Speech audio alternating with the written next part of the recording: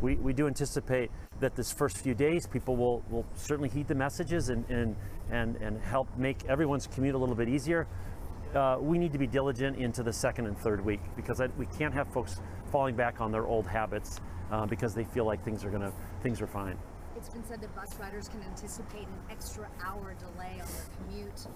Traffic consulting firms said that traffic patterns in and around the area would be increased by 25%, meaning an extra 25 minutes, 30 minutes to their drive. And that's when things are without an accident. Yeah, so I think that's right. I think adding an hour to your bus commute really depends on where you're coming from.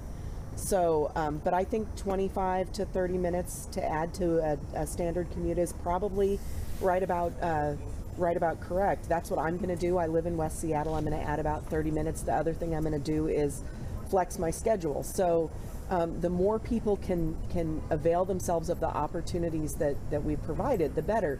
The other thing that's a little different, I think, from 2016 is all of the transportation agencies in the region work really well together, and we have really good relationships that have been forged through incidents like this.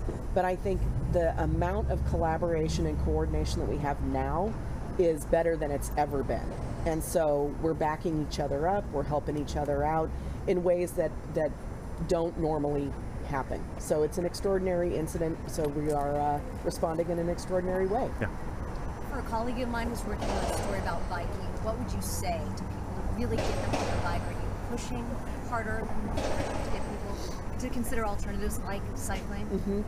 Well, so yes, I think that we have done a lot of things over the past months and years to prepare ourselves in terms of bicycle infrastructure in downtown. So there is the two-way protected bike lane on 2nd Avenue that goes all the way through downtown.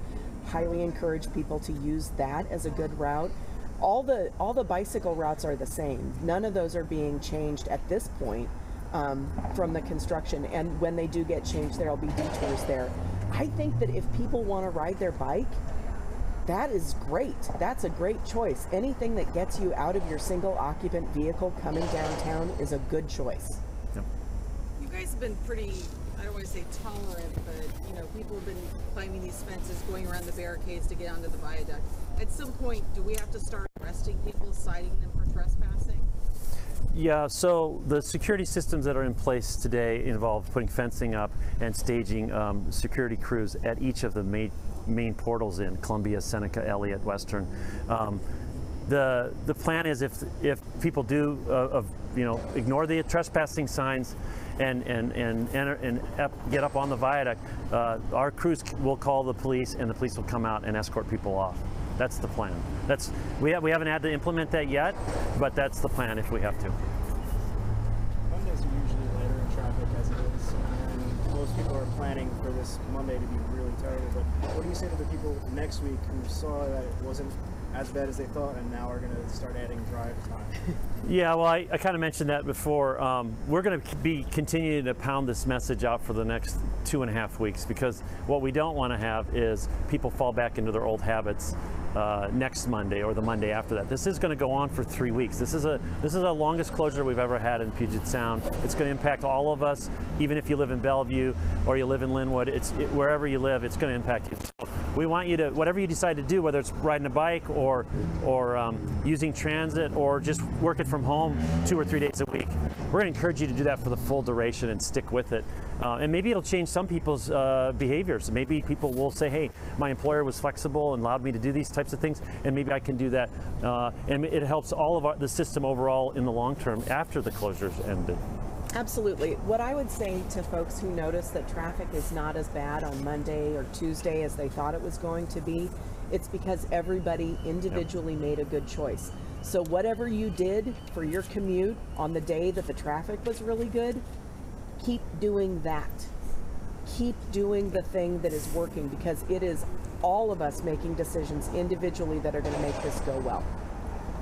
We had a viewer reach out and they wanted to know what is going to happen with the chunks of concrete in the viaduct, and would there be an opportunity to own a piece of the viaduct? Yeah, so the plan is to take the viaduct down in February, begin that process with our contractor Kiewit.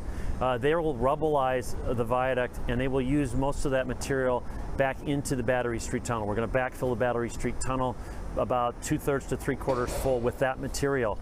There will be an opportunity for some of that material to be available at the grand opening event. We're going to allow folks to take a small sample of that. So there is an opportunity. We're not encouraging people to go up there and collect samples today on their own.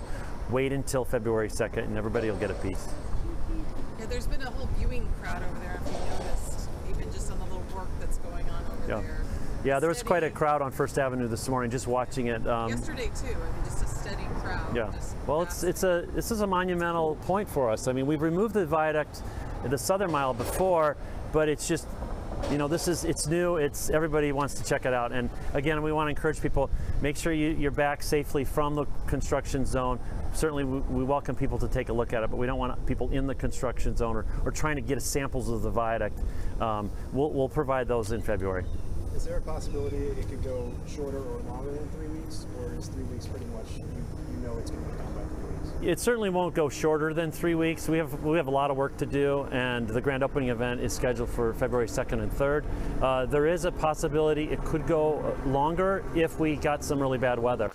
This type of weather gives me a lot of optimism, especially if we see this next week or even some of this the week after, that we should get all the work done before the 2nd. The one ramp that has already started to tear down, can you say again what the purpose of doing that one first is? Yeah, so that piece of ramp is the foundations and the columns down on First Avenue are in conflict with the future Dearborn intersection at first, and so that piece of the viaduct needed to come down.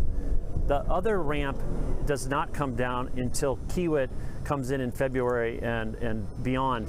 That piece of ramp will continue to provide access to crews that need to get up on the viaduct. But that other piece was in direct conflict with the Dearborn intersection, so we had to take out those columns.